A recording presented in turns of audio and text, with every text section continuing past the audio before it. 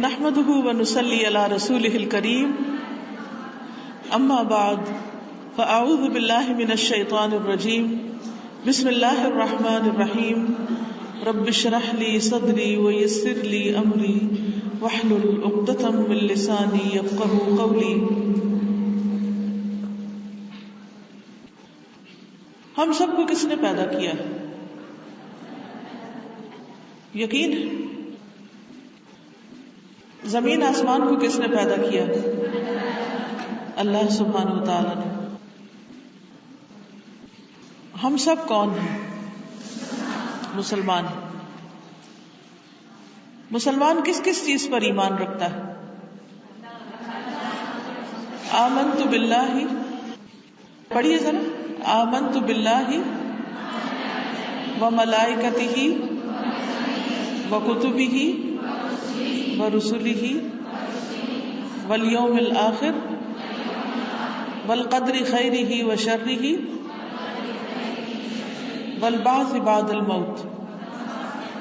کس کس کو یہ آتا ہے؟ سب کو نہیں آتا. اس کو یاد کر لیں. اس کو کیا کہتے ہیں؟ ایمان مفصل، یعنی ایمان کا تفصیلی ذکر جس پر ہم سب کو ایمان رکھنا ضروری ہے. اس میں سب سے پہلے کس پر ایمان ہے؟ اللہ سبحانہ وتعالیٰ پر، کہ ہم اللہ کو اپنا خالق، مالک، اپنا رب مانتے ہیں. اسی نے ہمیں پیدا کیا ہے اور اسی کی طرف ہم نے واپس جانا ہے.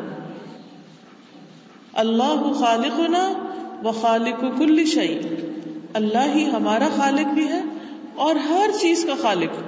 جو کچھ زمین آسمان میں ہمیں نظر آتا اور جو نہیں آتا وہ سب کا سب اسی کا پیدا کرتا ہے.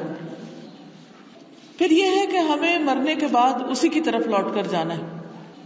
لیکن پیدا کرنے کے بعد اللہ سبحانہ تعالیٰ نے ہمیں اس زمین پر بہت ساری نعمتیں دے کر پیدا کیا اور بہت کچھ ہمارے لیے زمین سے اگایا، آسمان سے اتارا اور ہمیں طرح طرح کی نعمتیں عطا کی.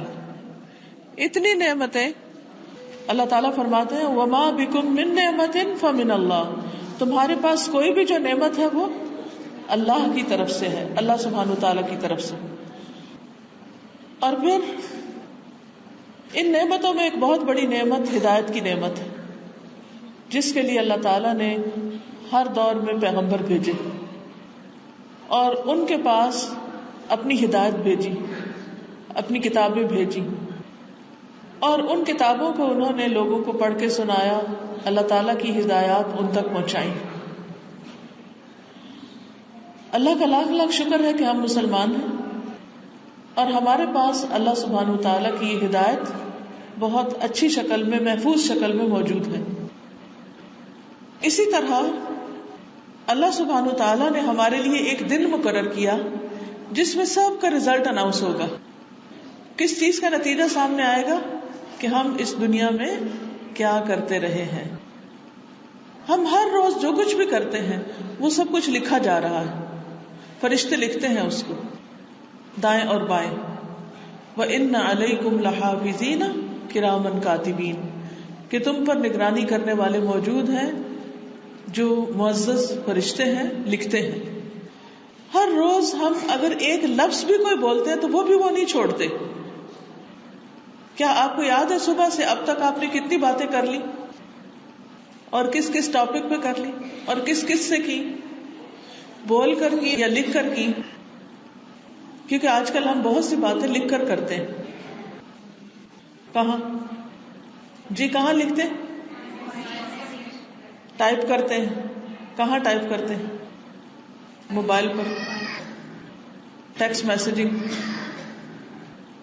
اب آپ دیکھیے کہ جو کچھ ہم کر رہے ہیں اگر ہم ایک ڈاٹ بھی ڈالتے نا، ایک نقطہ بھی لکھتے ہیں، وہ بھی فرشتے لکھ لیتے ہیں. اچھا کرتے ہیں تو دائیں طرف والے لکھتے ہیں، برا کرتے ہیں تو بائیں طرف والے. یہ بات ہمیں بچپن سے ہی بتا دی گئی لیکن ہم اس پر پوری طرح یقین نہیں رکھتے، اسی لیے بات کرتے وقت سوچتے نہیں ہیں. اگر ہمیں یہ پتا ہو کہ یہ سب کچھ لکھا جا رہا ہے اور یہ سب کچھ تولا جائے گا، یہ سب کچھ گنا جائے گا اور اس پر انعام یا سزا دی جائے گی، تو ہم بہت سوچ سمجھ کے ہر کام کریں، اور پھر اس کے ساتھ ساتھ اپنی نیت بھی بہت اچھی رکھیں، اور ہر وقت ہم اس بات کے حریص رہیں کہ ہمیں اچھی باتیں پتہ چلتی رہیں. میں دیکھ رہی ہوں کہ الحمدللہ آپ سب میں بہت شوق ہے، اسی وجہ سے آج آپ یہاں پر اکٹھے ہیں. اسی وجہ سے میں بھی آپ کے پاس آئی ہوں کہ ہم سب مل بیٹھ کر نیکی کرنے کے کچھ طریقے اور سنیں، اور ان کو اچھی طرح یاد رکھیں، ان کو تازہ کریں، اور پھر یہاں سے نکلنے کے بعد ہم نیکیوں میں دوڑ لگا دیں. کیونکہ ہمارا یہ یقین ہے کہ جو کچھ ہم کر رہے ہیں وہ سب ہمارے سامنے آنے والا ہے، اور اچھا کریں گے تو ہی اچھا سامنے آئے گا. مثال کے طور پر آپ دیکھ رہے ہیں کہ اس گلاس کے اندر ایک چیز ہے، کچھ پتہ ہے کیا ہے؟ نظر آ رہا ہے کیا ہے؟ پانی ہے نا. یہ اس میں کیسے آ گیا؟ اس میں کیسے پہنچ گیا؟ کیونکہ اس میں پانی ڈالا گیا. اگر اس میں پانی نہ ڈالا جاتا اور مٹی کا تیل ڈال دیا جاتا تو پھر اس گلاس میں کیا ہوتا؟ مٹی کا تیل ہوتا. ایسا ہی ہے نا.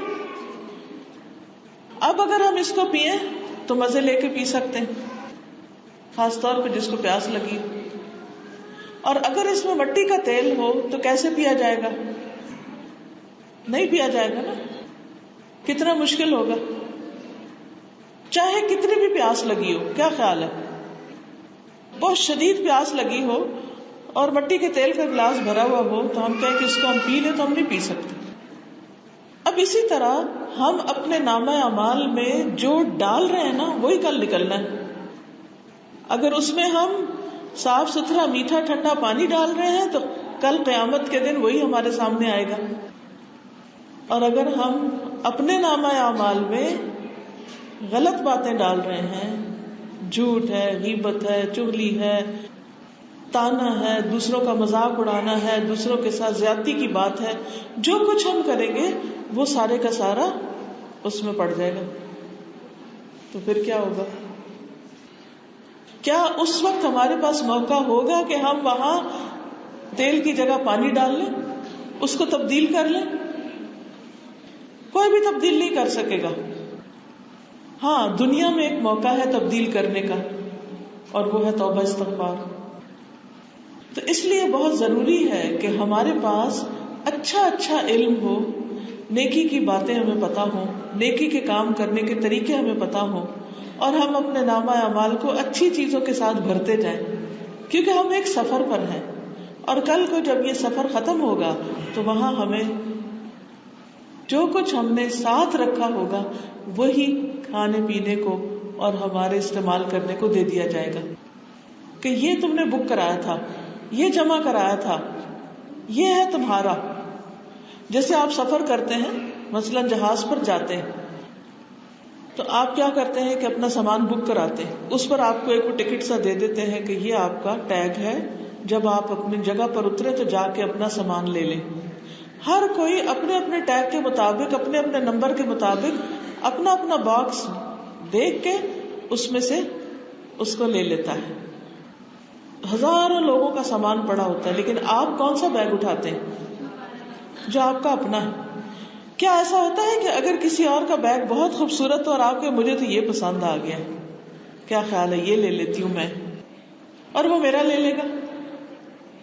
کیا ایسا تبدیلی کر سکتے؟ نہیں کر سکتے. اسی طرح آج ہم جو کچھ کر رہے ہیں نا وہ ایک بیگ میں بھر رہے ہیں، اور قیامت کے دن ہر ایک نے اپنا اپنا اٹھانا ہے. اب کسی اور کا عمل اگر ہمارے سے اچھا ہوگا، چاہے ہماری ماں ہی کیوں نہ ہو، وہ ہمیں دے گی؟ وہ نہیں دے گی. اب ہر ایک اپنے اپنے عمل کے ساتھ ہوگا، ہر ایک نے وہی لینا ہے جو اس نے یہاں سے کر کے بھیجا ہوا ہے. اس لیے بہت ضروری ہے کہ ہم اس دنیا کے اندر اپنے وقت کو بہت سوچ سمجھ کے استعمال کریں، اور پوری کوشش کے ساتھ، محنت کے ساتھ نیکی کے ہر موقع کو استعمال کریں.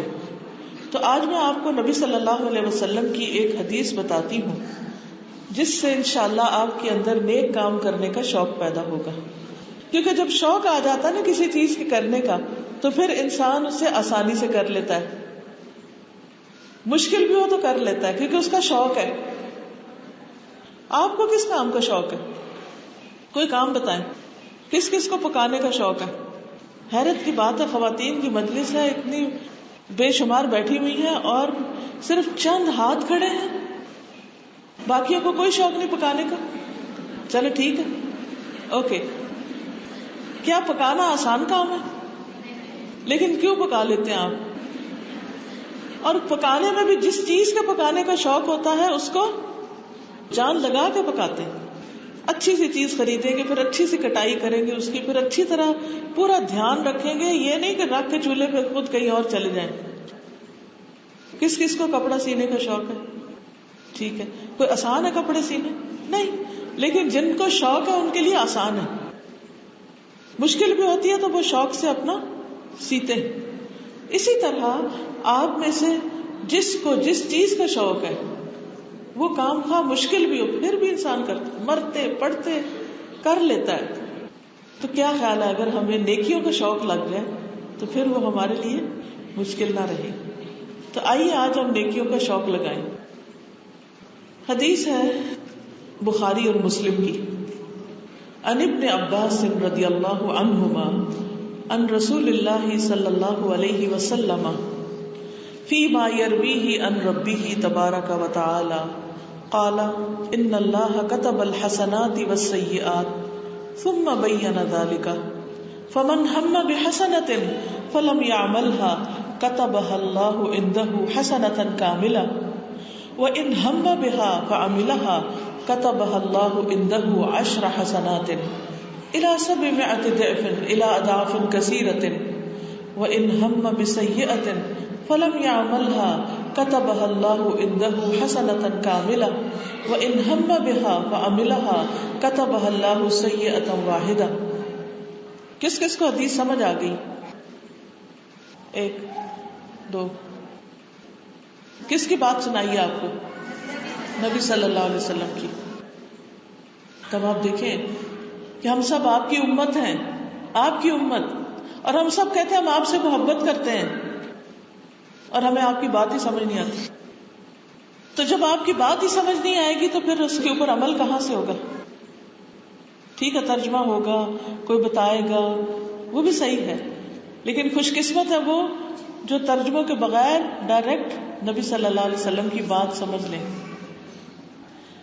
کیا جس سے آپ کو محبت ہوتی ہے آپ چاہتے ہیں کہ اس سے آپ ڈائریکٹ بات کریں، یا کسی کو پیغام دے کے بھیج دیتے ہیں پھر وہ پیغام دے کے آپ کو بھیجتے ہیں، پھر کسی کو کہہ دیتے ہیں پھر وہ کہہ کے آپ؟ ایسے مزہ آتا ہے یا ڈائریکٹ بات کرنے سے آتا ہے؟ آپ ماشاءاللہ سب ذہین ہیں، سب بڑے روشن چہرے نظر آ رہے ہیں، آپ کے لیے تو کچھ مشکل نہیں.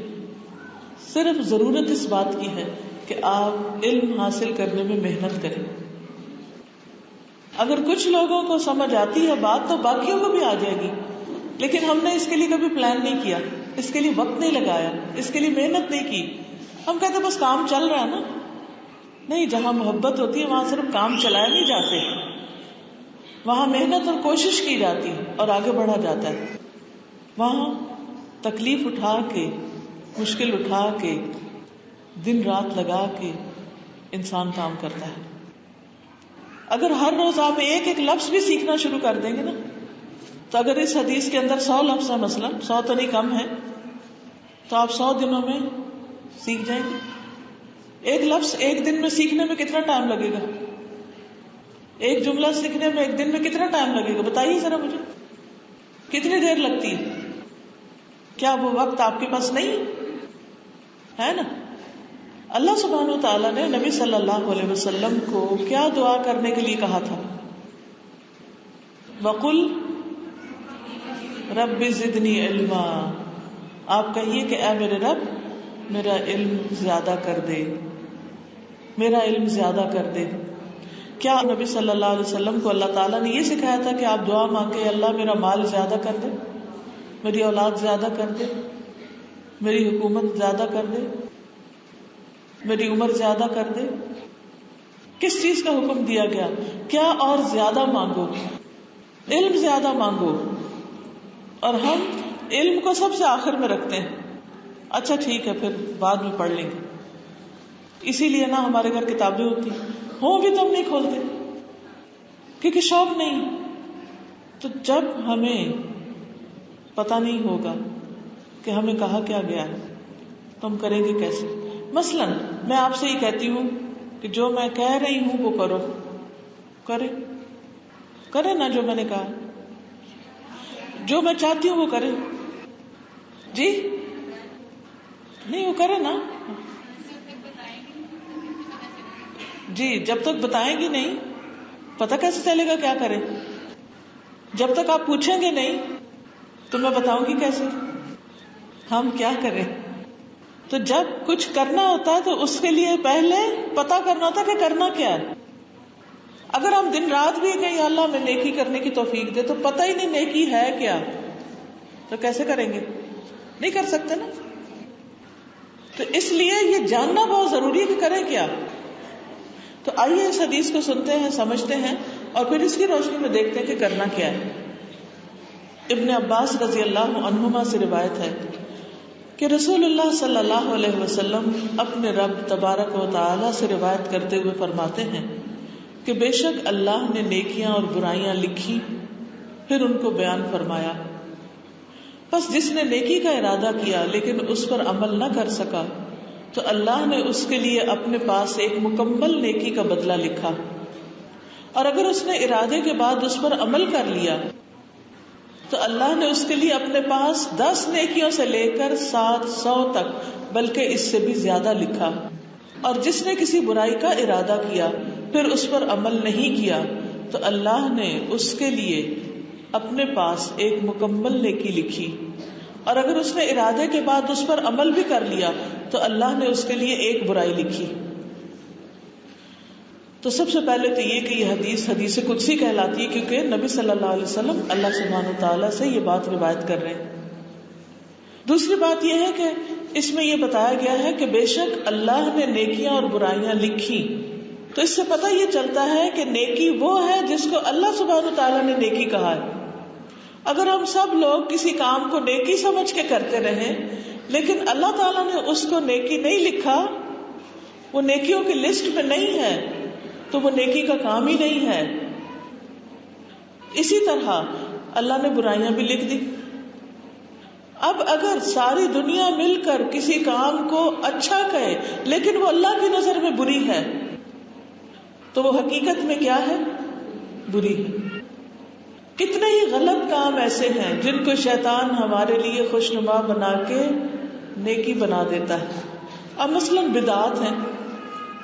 بدعت وہ کام جو نبی صلی اللہ علیہ وسلم نے، یہ صحابہ نے نہیں کیے، آپ کے زمانے میں نہیں ہوئے. آج کئی لوگ اس طرح کے کچھ کام شروع کر چکے ہیں جو نہ قرآن میں ان کا ذکر ملتا ہے، نہ حدیث میں ان کا ذکر ملتا ہے، نہ صحابہ نے ان کو کیا ہے، اور وہ ان کو نیکی سمجھ کے کرتے ہیں. مثلاً اگر کوئی فوت ہو جائے تو اس کے بعد بیٹھ کے اس کو قرآن پڑھ کے دیتے. قرآن مجید میں تو کہیں حکم نہیں آیا، نبی صلی اللہ علیہ وسلم نے بھی نہیں کیا، لیکن کتنا زیادہ عام ہے یہ کام.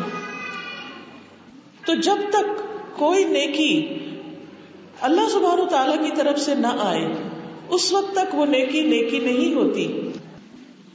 اور اسی طرح جب تک کسی کام کو وہاں برا نہ کہا جائے اس وقت تک کوئی کام برا نہیں ہوتا.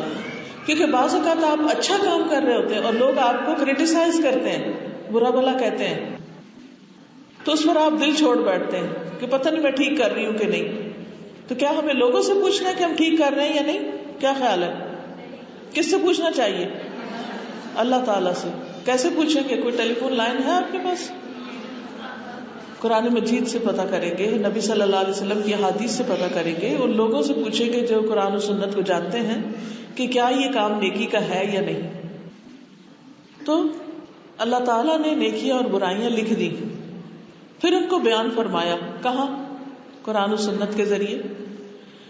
پس جس نے کسی نیکی کا ارادہ کیا لیکن اس پر عمل نہ کر سکا تو اللہ نے اس کے لیے اپنے پاس ایک مکمل نیکی کا بدلہ لکھا. کتنی خوبصورت بات ہے یہ. آپ نے کسی اچھے کام کا ارادہ کیا لیکن آپ بیمار ہو گئے یا آپ سفر پر چلے گئے آپ نہیں کر سکے یا آپ دنیا سے ہی چلے گئے. کیونکہ کئی دفعہ انسان کہتا ہے نا کہ اچھا اب میں یہ کام کروں گا, اب میں یہ بھی کروں گا, ایک مسجد بنواؤں گا, ایک مدرسہ بنواؤں گا, اتنے طالب علموں کو پڑھاؤں گا, اتنے نفل پڑھوں گا, اتنی صدقہ خیرات کروں گا. کئی کام انسان سوچتا ہے, لیکن بعض اوقات اس کے فوراً بعد انسان فوت بھی ہو جاتا ہے. اب چاہے اس نے نہیں کیا لیکن اس کی نیت اچھی تھی تو کیا ہوگا؟ نیکی لکھ دی جائے گی اس کے لیے. یہ اللہ کی رحمت ہے, یہ اللہ تعالیٰ کا فضل ہے, یہ مہربانی ہے. کیا دنیا میں کوئی ایسی جاب ہو سکتی ہے کہ جس میں آپ کام نہ کریں اور آپ کو تنخواہ مل جائے؟ نہیں, یہ بندہ کہتا تھا میں آپ کے پاس کام کروں گا تو بیچارہ نہیں کر سکا تو چلو میں اس کی جاب لگا دیتا ہوں, میں اس کو تنخواہ دیتا رہتا ہوں.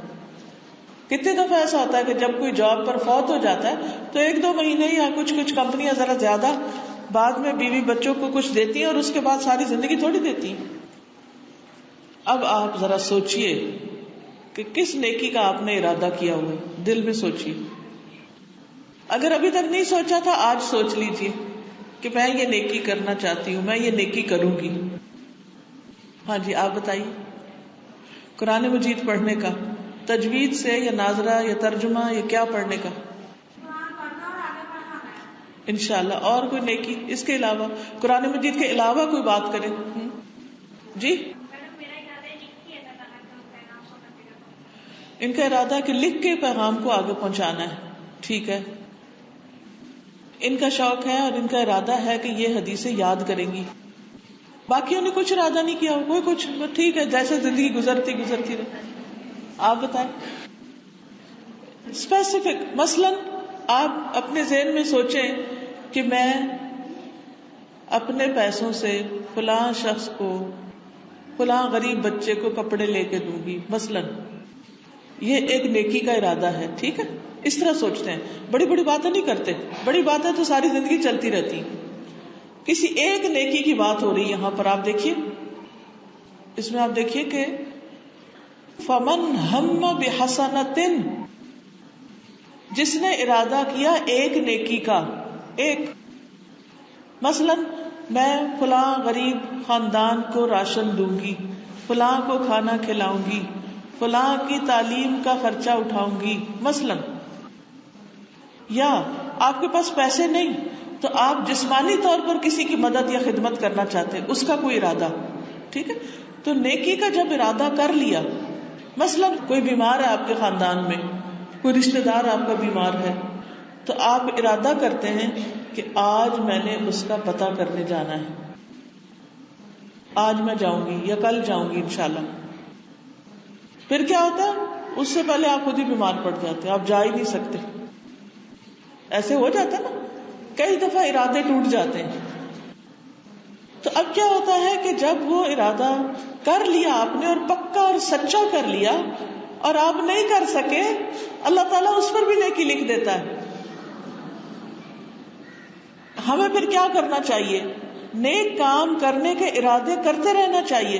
مثلاً آپ کی امی اکیلی ہوتی اور آپ چاہتے ہیں کہ جا کر ان کو وزٹ کریں. آپ سوچتے اچھا میں اس اتوار کو نا اپنی امی کے پاس جاؤں گی مثلا, لیکن آپ کسی وجہ سے مجبوری سے نہیں جا سکتے, آپ کے بچے چھوٹے ہیں یا آپ بیمار ہیں یا کوئی وجہ ہے. تو کئی دفعہ ایسا ہوتا ہے نا کہ دل میں ایک حسرت رہتی, کاش میں یہ کام کر سکوں, کاش میں یہ بھی کر لیتی. تو اللہ تعالیٰ اس پر نیکی دے دیتے ہیں آپ کو. کچھ لوگ ہیں وہ سوچتے بھی نہیں, اگر انہیں کہا جائے تو وہ کہتے نہیں ہم نہیں کر سکتے, ہم سے نہیں ہونا, ہم کر ہی نہیں سکتے, ارادہ ہی نہیں کرتے. تو کیا کرنا چاہیے؟ نہ نہیں کرنی چاہیے, ارادہ کر لینا چاہیے. جب آپ ارادہ کر لیں گے, نیت کر لیں گے, آپ کے دل میں سچا خیال آئے گا کہ میں انشاءاللہ کروں گی اس کو, تو پھر اگر کسی مجبوری سے نہیں کر سکیں گے تو اللہ تعالیٰ اس کو بھی آپ کے لیے لکھ دیں گے. اور اگر کوئی شخص اپنے ارادے پہ عمل کر لیتا ہے, وہ کام کر لیتا ہے, مثلاً آپ نے سوچا کسی بیمار کی خبر گیری کرنے جانا ہے, عیادت کرنے جانا ہے, اور آپ وہاں پہنچ گئے, آپ اس کا حال پوچھ آئے, وہ آپ کو دیکھ کر خوش ہو گیا, جب مریض کے پاس جاتے تو خوش ہو جاتے نا، کہ ہم ستائیں نہ اس کو بہت باتیں کر کے، لیکن اس کا حال پوچھ کے اس کی خدمت کر کے آئیں، وہ اس کی تکلیف میں کمی ہوتی ہے. تو اللہ نے اس کے لیے اپنے پاس 10 نیکیوں سے لے کر 700 بلکہ اس سے بھی زیادہ لکھا. 10 سے لے کر 700، اتنا زیادہ اجر. اور جس نے کسی برائی کا ارادہ کیا، مثلا نہیں کہ میں فلاں سے نہیں بولوں گی، بہت غصہ آیا آپ کو اور آپ کہتے میں نے اس سے بولنا نہیں، پھر بعد میں آپ کو اللہ کا ڈر لگ جاتا ہے کہ نہیں اللہ تعالیٰ ناراض ہوں گے، تو آپ ارادہ چھوڑ دیتے، اس پر عمل نہیں کیا، تو اللہ تعالیٰ نے اس کے لیے اپنے پاس ایک مکمل نیکی لکھ دی کہ اس نے ایک غلط کام کا ارادہ کیا تھا پر اللہ کے ڈر سے چھوڑ دیا، تو اس پر بھی انعام دیتے ہیں اللہ تعالیٰ. کئی دفعہ ایسا ہوتا ہے نا کہ ہم ارادہ کرتے ہیں کہ اس کو لگاتے ہیں دو اور اس کو سناتے ہیں یہ اور اس کے ساتھ یہ کریں گے، یا آپ کسی کو کوئی غصے میں بات کہنا چاہتے پھر آپ اپنا منہ روک لیتے ہیں. تو یہ جو نفس کا کنٹرول ہے نا، اس پر بھی آپ کے لیے اجر ہے، اس کے لیے بھی فائدہ ہے. بعض اوقات ہم سوچتے ہیں کہ لوگ کہیں گے دیکھو نا یہ بڑا کمزور ہے، اور ہمیں یہ ڈر ہوتا ہے کہ لوگ ہمارے سر چڑھ جائیں گے، یعنی وہ غلط کام کر جاتے.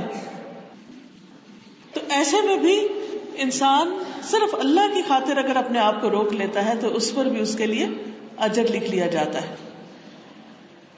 اور اگر اس نے ارادے کے بعد عمل کر لیا، برے کام یا بری بات پر عمل کر لیا، تو اللہ اس کے لیے صرف ایک برائی لکھتا ہے. یہ ریشو ہے، نیکیاں اتنی زیادہ لکھی جاتی ہیں اور برائی بس ایک لکھی جاتی. لیکن اگر انسان دن رات برائیاں کرتا رہے اور اعمال نامہ برائی بھرتا رہے تو قیامت کے دن پھر ظالم کون ہے؟ اپنے اوپر ظلم کس نے کیا کہ اپنے بیگ میں صرف برائیاں ہی ڈالی، اچھائیاں نہیں ڈالی؟ انسان خود ہی ہے. اللہ تعالیٰ کی رحمت تو بہت زیادہ ہے، لیکن ہم سیدھے رستے پر آنے سے کتراتے ہیں اور شیطان کی باتیں مانتے چلے جاتے ہیں. اب اس میں آپ دیکھیے کہ اس حدیث کی وضاحت میں کئی آیات اور احادیث اور بھی ہیں. پہلی بات، کوشش کے باوجود نیکی نہ کر سکنا. اس کے بارے میں قرآن مجید میں آتا ہے وَمَن يَخْرُجْ مِن بَيْتِهِ مُهَاجِرًا إِلَى اللَّهِ وَرَسُولِهِ ثُمَّ يُدْرِكْهُ الْمَوْتُ فَقَدْ وَقَعَ أَجْرُهُ عَلَى اللَّهِ. جو اپنے گھر سے اللہ اور اس کے رسول کی طرف ہجرت کرتے ہوئے نکلے پھر اسے موت پا لے تو بے شک اس کا اجر اللہ پہ ثابت ہو گیا. کوئی حج کے لیے نکلا ہے، راستے میں فوت ہو گیا ہے، حج نہیں کیا، تو قیامت کے دن وہ کس میں سے اٹھے گا؟ حاجیوں میں سے اٹھے گا، کیونکہ وہ اس راستے پہ چل پڑا تھا. وہ صرف اس کا خیال نہیں تھا بلکہ اس نے ایکشن بھی لے لیا. اسی طرح انسان مسجد جانے کی طرف کوشش کرتا ہے اور چاہتا ہے کہ فرض نماز کھڑے ہو کے پڑھے، لیکن مسجد نہیں جا سکتا کیونکہ راستے میں ٹریفک بہت تھی، یا بارش ہو گئی، یا کوئی مسئلہ پیش آ گیا تو مسجد تک پہنچ ہی نہیں سکا. اس کو گھر میں ہی راستے میں نماز پڑھنی پڑی، تو اجر کتنا ملے گا مسجد جانے کا؟ بھئی وہ تو گیا ہی نہیں، پھر بھی مسجد جانے کا اجر؟ جی، کیونکہ اس کی نیت ہی جانے کی. اسی طرح اگر آپ کا عمرہ کرنے کا ارادہ ہے، پکا ارادہ اور نیت اور پیسے بھی جمع کر رہے ہیں، یا حج پہ جانے کا ارادہ ہے، لیکن سم ہاؤ آپ کا نام ہی نہیں نکلتا اور آپ نہیں جا سکتے، آپ کو بڑا ہی شوق ہے اور آپ روتے بھی ہیں کبھی کہ اللہ تو مجھے اپنے گھر کا دیدار نصیب فرما، مجھے حج پہ بلا. تڑپتے ہیں آپ لیکن جا نہیں سکتے، تو اس کا کیا حکم ہے؟ آپ کی نیت کی وجہ سے آپ کو اس کا ثواب مل جائے گا. لیکن جس کے دل میں خیال ہی نہ گزرے کہ اس نے حج کرنا ہے یا یہ اس پر فرض ہے، تو پھر کیا ہے؟ اس کے بارے میں بھی بڑی سخت بات ہے کہ اللہ تعالیٰ کو اس بات کی کوئی پرواہ نہیں کہ وہ یہودی ہو کے مرے یا عیسائی ہو کے مرے. پھر اسی طرح ایک شخص چاہتا کھڑے ہو کے نماز پڑھے، لیکن وہ کھڑا ہی نہیں ہو سکتا، اس کے پاؤں ہی نہیں ہے، یا اس کا پاؤں ٹوٹ گیا ہے اور اس پہ پلسٹر چڑھا ہوا ہے تو اب کھڑا نہیں ہو سکتا، لیکن ہر وقت روتا ہے یا اللہ میں بیٹھ کے کیسے ہر وقت نماز پڑھوں، کھڑے ہو کے پڑھوں. تو اس کے لیے کیا ہے؟ اس کو کھڑے ہو کے پڑھنے کا اجر ہے، کیونکہ جب وہ صحت مند تھا وہ کھڑے ہو کے پڑھتا تھا، اور اب بھی اس کا دل یہی چاہتا ہے کہ کھڑے ہو کے نماز پڑھے. لیکن کچھ لوگ آپ دیکھیں کہ بغیر کسی وجہ کے بھی بیٹھ کے نماز پڑھتے ہیں. ساری دنیا کے کام کھڑے ہو کے نماز بیٹھ کے.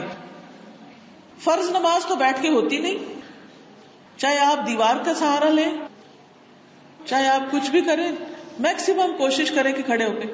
اور جو نفل نماز ہے اگر وہ آپ بیٹھ کے پڑھتے ہیں تو اس کا آدھا ثواب ہے. اگر کھڑے ہو کے پڑھنے کا ثواب 100 ہے تو بیٹھ کے پڑھنے کا ثواب 50 ہے. پھر اسی طرح قرآن مجید میں یہ بھی آتا ہے کہ جنگ تبوک میں کچھ لوگ گئے تھے اور کچھ نہیں جا سکے تھے. کیوں نہیں جا سکے تھے کچھ پتہ؟ ان کے پاس سواریاں نہیں تھی اور وہ روتے تھے آنسوؤں سے کہ اللہ ہمیں بھی سواری مل جائے، ہم بھی ساتھ جائیں. ہم اب دنیا کے کسی ٹرپ پہ جانے کو تو ضرور شوق سے جائیں گے، لیکن جہاں مشکل کام ہو وہاں جانے سے کتراتے ہیں. وہ سفر اتنا مشکل تھا کہ سخت گرمی کے دن تھے، فصلیں تیار تھی اور 30,000 لوگ کٹھے جا رہے تھے اور ایک بڑا طویل دور کا سفر تھا جس میں انسان کا نفس نہ مانے جانے کو، لیکن وہ پورا شوق رکھتے تھے کہ نہیں ہم نے بھی جانا ہے، ہم نے بھی اللہ کے راستے میں قربانی کرنی ہے.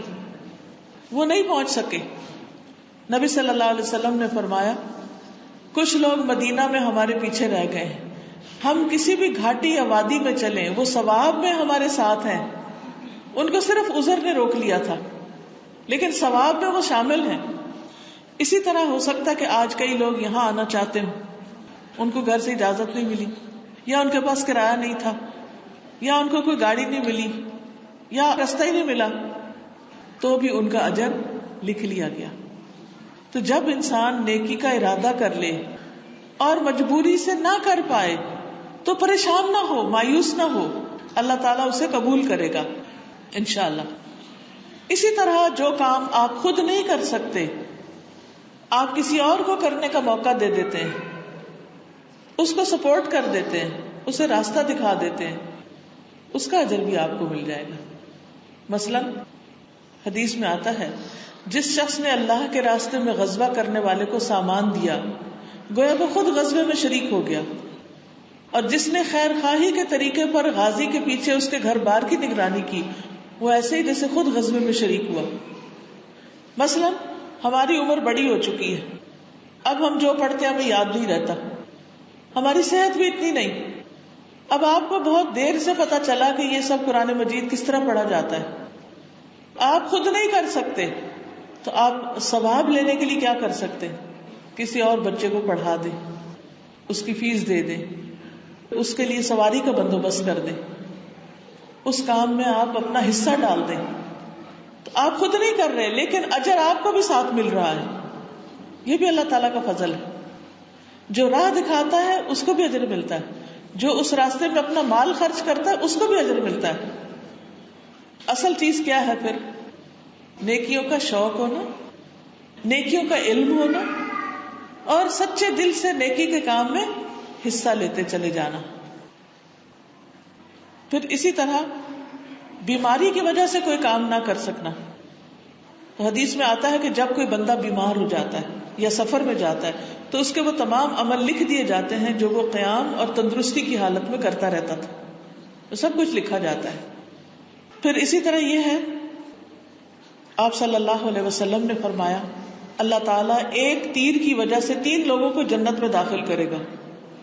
ایک نیک نیتی سے تیر بنانے والا، دوسرا تیر چلانے والا اور تیسرا پھینکنے والا.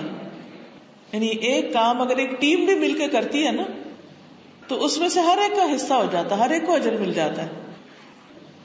اسی طرح بعض اوقات آپ ایک نیکی کا کام کرتے ہیں، اس کا ارادہ کرتے ہیں اور آپ شروع کرنے لگتے ہیں تو آپ کو ایک اور نیکی پتہ چل جاتی ہے تو آپ کہتے ہیں اس کی بجائے وہ نہ کر لوں. اب آپ کو جو کی اس کا بھی اجر ملا اور جس کا پہلے ارادہ کیا تھا لیکن نہیں کر سکے اس کا بھی اجر مل جائے گا. اب دیکھیے اللہ تعالیٰ تو اپنی رحمت عام کرنے کے لیے ہر وقت تیار ہے، وہ موقع پہ موقع دیتا چلا جا رہا ہے، لیکن یہ ہماری کمزوری ہے، ہماری کوتاہی ہے کہ ہم اس موقع سے فائدہ نہیں اٹھاتے.